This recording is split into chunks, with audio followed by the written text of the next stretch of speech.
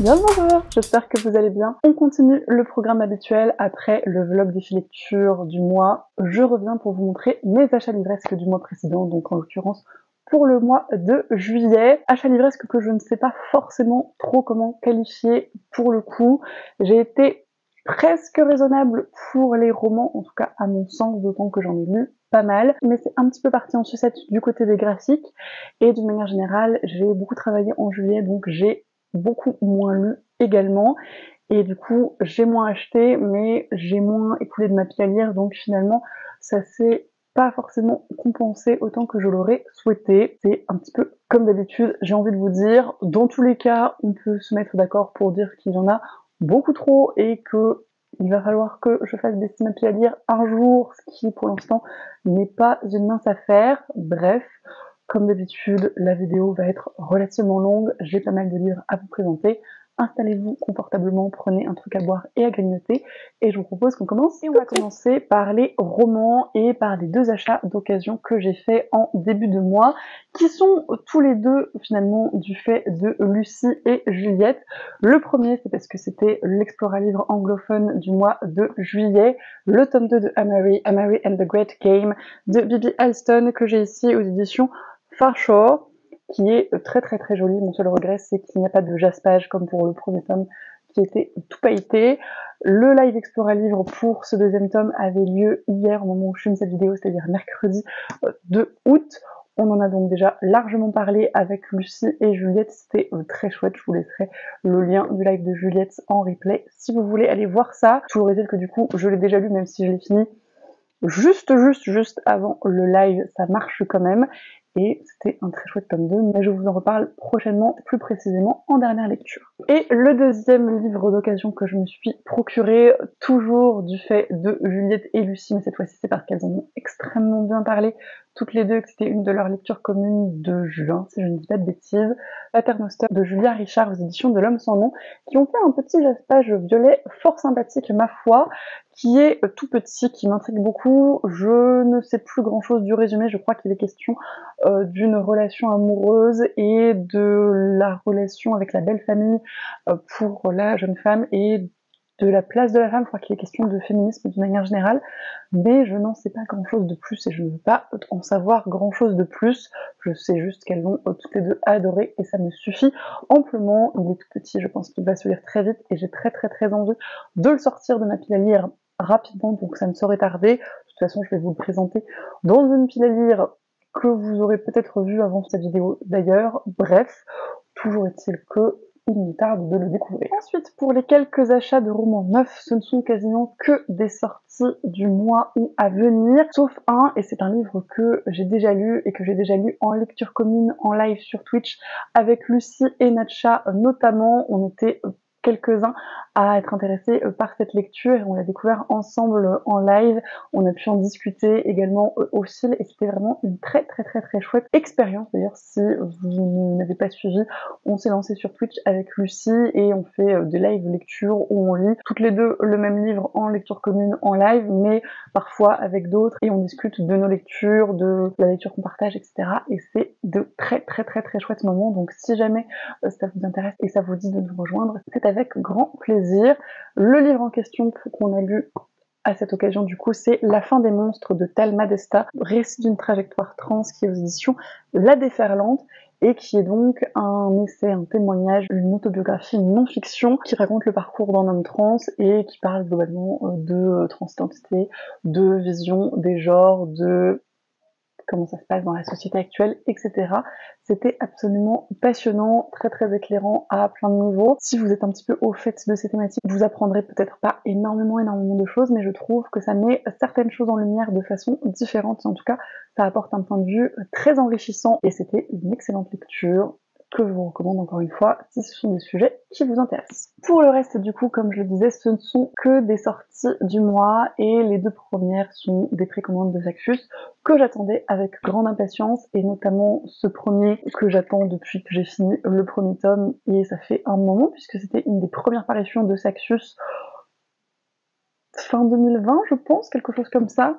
Jusqu'en enfer, le deuxième tome de la 9e maison de Leigh Bardugo aux éditions de Saxius, donc que j'ai pris en relié. Je pense que je retournerai la jaquette puisque il me semble qu'elle est réversible et je préfère le gris de la jaquette initiale en VO que ce rouge qui en plus je trouve tranche pas mal avec le noir du premier tome, mais ça c'est des préférences totalement personnelles. J'avais absolument adoré le premier tome, donc la 9e maison de Leigh Bardugo, et j'attendais la sortie de celui-ci extrêmement impatiemment. Je ne l'ai pas encore lu, mais c'est pas l'envie qui m'en manque. Je pense peut-être attendre le Pumpkin Wilson Challenge parce que c'est typiquement le genre de livre et d'ambiance Dark Academia qui s'y prête extrêmement bien, mais il va passer à la casserole dans les mois à venir sans aucun souci. Le deuxième de Saxius que j'ai précommandé, c'est le 3e livre de l'auteur que je me procure alors que je n'en ai pour l'instant lu aucun, c'est-à-dire que j'ai 3 livres de cet auteur qui poirotent gentiment dans ma pile à lire et pour lesquels je suis extrêmement confiante puisque je me procure à chaque fois ces nouvelles sorties, mais je ne sais pas du tout ce que ça donne réellement. Et c'est pour le coup Les Disparus du Pays Imaginaire de Hayden Thomas aux éditions Sabran, donc le label de Saxius pour les questions plus mythologie et réécriture. On est ici dans une réécriture de Peter Pan, un conte que j'affectionne particulièrement, dans un objet livre, ma foi, fort sympathique, avec un jaspage très chouette et des couleurs que j'aime beaucoup. Il est assez court, notamment par rapport aux 2 autres volumes de l'auteur que j'ai dans mes pieds à lire, et je pense que ça peut se lire assez vite. Je suis vraiment très fan de cette couverture, mais ils ont gardé la couverture anglophone comme très souvent, et ouais, il me tarde de le découvrir. Je ne sais plus grand chose à part qu'on va suivre Wendy et Peter, mais qui sont dans des rôles un petit peu différents de ceux pour lesquels on les connaît. J'ai hâte de voir ce que ça donne et de vous en reparler. Je pense pareil que c'est une bonne lecture pour cette fin d'été, ce début d'automne. J'espère pouvoir le lire à ce moment-là. Autre sortie que j'attendais impatiemment, autre précommande sur laquelle je me suis jetée, que je n'ai pas encore lu, mais qu'on a déjà prévu de lire avec Lucie en LC. Le 3e projet secret de Brandon Sanderson, donc Yumi et le peintre de cauchemar, illustré par Alia Chen aux éditions Le Livre de Poche. Juliette l'a déjà lu, en a déjà longuement parlé dans une vidéo dédiée sur sa chaîne et m'a donné très envie de le découvrir comme d'habitude et comme pour tous les projets secrets de l'auteur globalement. J'avais absolument adoré Les Tresses de la Mer Émeraude qui est sorti en début d'année, beaucoup apprécié Manuel de survie du sorcier frugal dans l'Angleterre médiévale, qui est dans un style complètement différent mais qui fonctionne très bien également, et là a priori il s'essaie encore à de nouvelles choses puisque de ce que j'ai compris la romance est beaucoup plus présente que dans ses romans habituels et on est dans un contexte type animé, manga, jeux vidéo et culture asiatique globalement. Donc ça m'intrigue énormément, j'ai hâte de voir ce que l'auteur peut faire dans le genre parce que je ne suis globalement jamais déçue des trouvailles de Brandon Sanderson. Je pense qu'on va le lire très prochainement avec Lucie et je vous en reparlerai le moment venu. Et le dernier roman neuf qui a rejoint ma pile à lire en ce mois de juillet n'est pas un achat mais un service presse puisque les éditions La Talente m'ont de nouveau fait confiance et ont bien voulu me faire parvenir un nouveau livre gratuitement pour le lire avant sa sortie puisque pour le coup il n'est pas encore paru même au moment où je vous parle, et c'est Méduse de Martine Desjardins aux éditions La Talente comme je vous le disais, qui est absolument magnifique. Je suis extrêmement fan de cette couverture qui est glauque à souhait, mais qui fonctionne extrêmement bien, je trouve. C'est un récit très particulier et qui est globalement dans la même ligne éditoriale et dans la même vibe que Faune qu'ils ont sorti il y a quelques mois et que j'avais également reçu en service presse et qui m'avait bien perturbée, mais beaucoup plus par le concept et la réalisation. Je l'ai déjà lu également, je vais essayer de vous en reparler assez rapidement pour que vous ayez mon avis avant sa sortie officielle. Je crois qu'il est prévu pour le 17 août si je ne dis pas de bêtises. Toujours est-il que ça a été encore une fois une lecture très intéressante, très perturbante, très différente à plein de niveaux, mais vraiment intéressante. Si jamais ce sont des thématiques, des vibes qui vous intéressent, je vous en reparle de toute façon très vite pour vous donner mon avis complet. C'en est donc tout pour les romans. J'en ai donc acheté / reçu 7, dont 2 que j'ai d'ores et déjà lus et d'autres qui sont vraiment dans les starting blocks de ma pile à lire. Donc ça va à peu près, même si ça aurait pu être un petit peu plus raisonnable encore probablement. Bref, on va passer aux lectures graphiques où pour le coup j'ai un petit peu dérapé comme je vous le disais en début de vidéo. Cela étant dit, j'en ai déjà lu quelques-uns tout de même et notamment les graphiques que j'ai achetés dans le cadre du défi lecture de Lucie. Elle m'avait proposé de lire des livres censurés et je me suis penchée sur 2 graphiques qui me faisaient envie depuis très longtemps. Le premier n'est autre que Speak de Laurie Halse Anderson, illustré par Emily Carroll, que j'ai aux éditions Hodder, qui a été traduit en français aux éditions Rue de Sèvres, si je ne dis pas de bêtises, qui a été une lecture très intéressante, assez dure à plein de niveaux, pleine de trigger warnings. Je vous laisse le vlog où j'en parle dans le petit en barre d'infos, etc. parce que j'ai pas mal développé mon avis à ce niveau, mais c'est un livre qui me tentait depuis très longtemps et que je suis ravie d'avoir découvert. De même pour Genderqueer, un mémoire de Maya Kobabe que j'ai aux éditions Oni Press et qui a été traduit en français pour le coup chez Casterman, qui est également, comme le précédent, censuré aux États-Unis. C'est pour ça que je l'avais choisi dans le cadre du défi de Lucie, qui est donc une autobiographie de Maya qui est une personne queer, une personne non-binaire et qui va parler de genre, d'acceptation de soi, d'identité, etc. C'était absolument passionnant.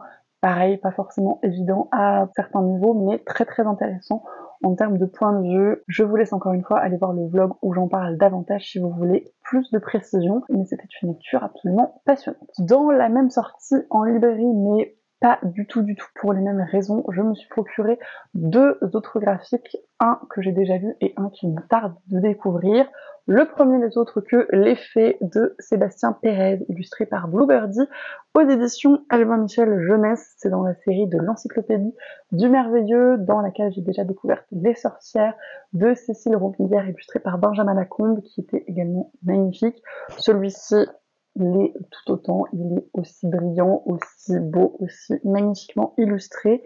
Et comme je disais, je l'ai déjà lu, je vous en ai déjà parlé dans une dernière lecture graphique si je ne dis pas de bêtises, et c'est vraiment une très chouette lecture, une très chouette découverte. Je pense que j'ai préféré Les Sorcières entre les deux, mais ça tient plutôt à mon appréciation personnelle et à mon affinité avec ces personnages et ces archétypes qu'autre chose. C'était vraiment très intéressant, très instructif. Comme pour Les Sorcières, on va balayer assez large en termes de mythologie et de temporalité, et c'est ça que j'apprécie particulièrement. Pour l'instant, ce sont les 2 seuls volumes de cette espèce de série, mais s'il y en a d'autres à paraître, je me jetterai dessus, parce que ce sont vraiment de très beaux objets livres, très instructifs. Et le dernier roman graphique que je me suis procuré à l'occasion de cette sortie n'est autre que Médée de Nancy Peña et Blandine Lecaillet, aux éditions Casterman, qui me fait de l'œil depuis très longtemps. À chaque fois que je vais chez La Talente, il est en bonne place dans leur rayon graphique. Et vraiment, j'hésite énormément à chaque fois. Et là, je me suis dit que c'était l'occasion. C'est une réécriture, réinterprétation, je ne sais pas exactement encore, du mythe de Médée, donc une des grandes figures de la sorcière de la mythologie grecque. On reste toujours un petit peu dans les mêmes thèmes globalement, mais ça ne vous surprend probablement pas beaucoup. Toujours est-il que cette couverture me happe à chaque fois, que le thème m'intéresse énormément et que c'est un livre que je ne connais pas beaucoup globalement. Donc c'est autant d'arguments pour découvrir ce récit. Je ne l'ai pas encore lu parce que c'est un beau bébé et que j'attends d'avoir le temps de m'y plonger et de me poser dessus, mais j'ai très hâte et je vous en reparlerai dès que ce sera fait. Ensuite, j'ai refait une petite sortie en librairie où j'ai été assez raisonnable ma foi, puisque je n'ai pris que des mangas et des mangas qui me tentaient depuis très longtemps également. Le premier n'est autre que le 4e tome de Naruto en format Hokage de Masashi Kishimoto aux éditions Kana. Saga que je continue de relire et de redécouvrir avec grand plaisir. On est toujours dessus avec The Riddler, avec notre parallèle manga animé qui est très cool et qui est l'occasion de bons moments de partage, de rigolade et de chialade, ce qui est absolument formidable. Je n'ai encore une fois pas encore lu celui-ci parce que je l'ai acheté juste avant de partir en vacances et que globalement j'amène assez peu de graphiques en vacances parce que en termes de ratio encombrement, poids, temps de lecture, c'est pas optimal. Et maintenant que je suis revenue, je ne vais pas tarder à me jeter dessus, à le lire et à vous en reparler pour pouvoir tranquillement enchaîner avec la suite, puisqu'il me semble que pour l'instant les 8 premiers tomes sont sortis dans ce format Hokage, donc j'en suis à une petite moitié. Ce serait bien de rattraper tranquillement mon retard. Et les 2 autres mangas que je me suis pris, pareil, me tentaient depuis extrêmement longtemps, et l'amie avec qui j'étais en librairie m'a dit qu'elle regardait les animés et que c'était absolument formidable et beaucoup trop mignon. Ranking of Kings de Sosuke Tuka aux éditions Kiun, qui est en plus ma maison d'édition favorite en manga actuellement. Je vous en ai parlé lors de mon Media Freak Out Book Tag, je trouve qu'ils ont une ligne éditoriale très cool, et c'était l'occasion d'une opération, les 2 premiers tomes pour le prix d'un, donc je me suis dit que c'était dommage de passer à côté, d'autant qu'encore une fois, c'est une série qu'il me tardait de découvrir. Ils sont tous les deux encore sous blister, donc vous comprendrez bien que je ne les ai pas non plus lus pour l'instant. Comme pour Naruto, je les ai récupérés juste avant mes vacances, donc je n'ai pas encore eu le temps de m'y pencher, mais ça ne saurait tarder, je pense que ça va se lire assez vite. Ça a l'air effectivement très mignon, et j'ai hâte de voir ce que ça donne. Je n'en sais pas grand chose honnêtement, à part qu'on va suivre ce petit personnage qui a l'air d'être un roi au vu de la couronne qui le coiffe, mais je ne sais rien d'autre et j'ai très hâte d'en découvrir davantage. Et les derniers graphiques que je me suis procurés ce mois-ci sont des achats d'occasion, ce qui est assez rare pour être souligné puisque j'achète dans la grosse majorité des cas mes graphiques neufs. Alors ça va peut-être changer parce que typiquement Vinted permet de se procurer un certain nombre de séries, notamment de mangas, à moindre coût et de façon groupée, ce qui est toujours fort sympathique. Mais en l'occurrence, c'est The Riddler, encore une fois, qui m'a envoyé un bon matin un message très urgent en me disant qu'une série qu'elle m'avait survendue et donné très envie de lire était enfin de nouveau disponible à la vente en occasion, ce qui n'était pas du tout le cas ces derniers temps, ou à des prix absolument exorbitants et globalement peu attractifs. Vous l'avez peut-être vu passer sur sa chaîne d'ailleurs si vous avez suivi un certain nombre de ses vidéos. La saga Veille de Koteri, donc le premier tome ici, Température Orange aux éditions Noé Graph, qui est très joli. La jaquette est en papier un petit peu canson épais, très agréable. Je me suis rendu compte que le manga était en couleur, ce qui est encore une fois assez rare pour être souligné. Et non contente de me procurer le premier tome, je me suis dit que comme a priori ça avait l'air d'être une saga peu disponible d'une manière générale, je me suis pris également le deuxième, donc ici Calme Noir, le troisième qui s'appelle Blanc Gracieux, et le quatrième et pour l'instant dernier tome paru, Brûlure Transparente, qui sont ma foi tous très jolis, qui sont un format un petit peu plus grand que les mangas classiques. Je pense qu'on s'approche davantage du format Naruto Kage, en tout cas en taille. En épaisseur, c'est un manga relativement classique ma foi, et qui me font encore une fois très envie. Comme je le disais, The Riddler les a très bien vendus. Il me tarde de les découvrir, surtout que je vais pouvoir les marathonner, ce qui est toujours très agréable pour les mangas.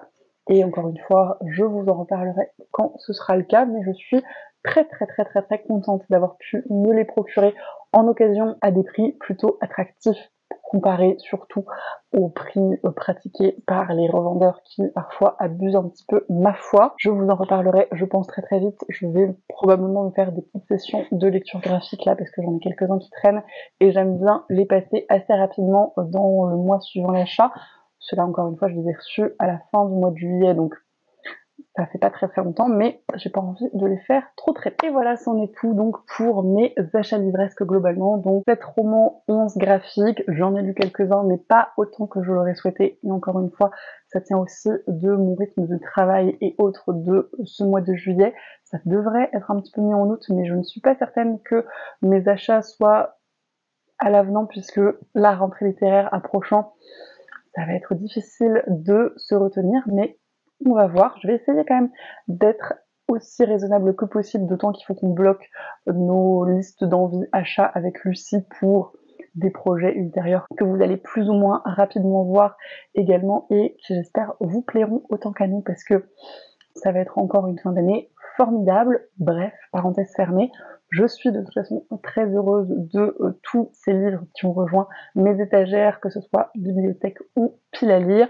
Je remercie encore une fois les éditions La Talente pour leur confiance et l'envoi du service presse de Méduse gratuit qui me fait extrêmement plaisir et que je trouve extrêmement valorisant. C'est un petit peu la consécration et la reconnaissance du temps passé du côté éditorial en plus bien évidemment de tout vos retours et autres, et c'est encore une fois très valorisant, donc merci encore. Je vous remercie dans tous les cas d'avoir regardé cette vidéo jusqu'au bout si vous êtes encore là comme d'habitude. J'espère que ça vous a plu. N'hésitez pas à me dire si vous avez lu certains des titres que j'ai présentés, si d'autres d'autres vous tentent, si vous avez commencé, continué, terminé certaines des sagas que j'ai présentées également, parce qu'il y en a eu quelques-unes. Si vous avez également fait des achats un petit peu inconsidérés ces derniers temps, si vous avez fait de belles découvertes, je suis toujours preneuse de vos avis. Je vous remercie comme d'habitude pour tous vos commentaires, tous vos messages, tous vos retours, tous nos échanges, c'est toujours un plaisir. Je vous souhaite bien évidemment d'excellentes lectures et je vous dis à la prochaine.